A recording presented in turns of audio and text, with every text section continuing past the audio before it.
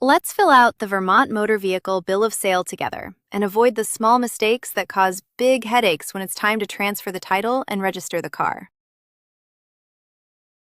Start at the top with the date of sale. Then the seller's details. In our example, that's Anna Baker, with her address, phone, and email. Then the buyers, Ben Carter, with the same. 2 quick habits. Enter each name exactly as it appears on that person's ID and on the title. A nickname or a typo can stall the transfer later. And don't leave any line blank. If something doesn't apply, write NA. An empty box is an invitation to change the document after it's signed.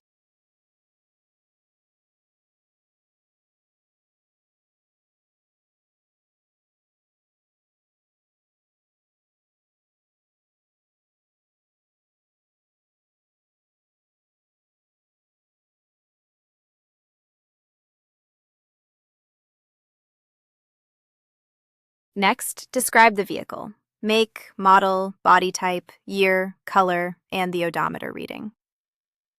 2 that people get wrong. The VIN.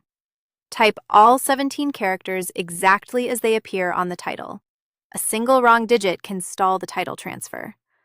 And the odometer. Write the exact reading, not a rounded guess.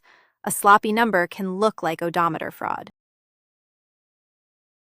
Now the sale price, in our example, $8,500, and how it's paid, here, paid in full by check, with taxes included.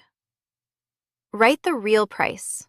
Lowballing it to shave the sales tax can come back as back taxes and penalties, and it leaves the buyer with weaker proof of what they actually paid. Finally, signatures. The seller and the buyer each print their name, sign, and date. 2 things before you're done. An unsigned or undated bill of sale may not hold up, so make sure every signature has a date beside it. And make 2 copies. Each side keeps a signed one. The buyer needs it to register the vehicle, and the seller needs it as proof they are no longer responsible for that car. So you're selling or buying a vehicle in this state. Here's what you need to know to get the paperwork right. First, the seller must sign the bill of sale. And that signature needs to happen in front of a notary, so plan ahead and find one before you sit down to sign. The bill of sale itself needs to show the complete chain of ownership, so make sure every previous transfer is documented and accounted for.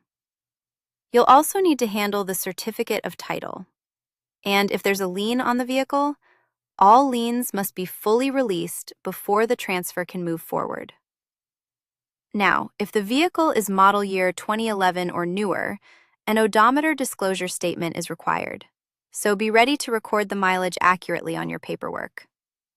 Put it all together: seller signature, notarization, a complete chain of ownership on the bill of sale, the certificate of title, any lien releases, and the odometer statement if it applies. And you'll be in good shape to complete the transfer. Get the official form here. Remember, this is general information, not legal or tax advice.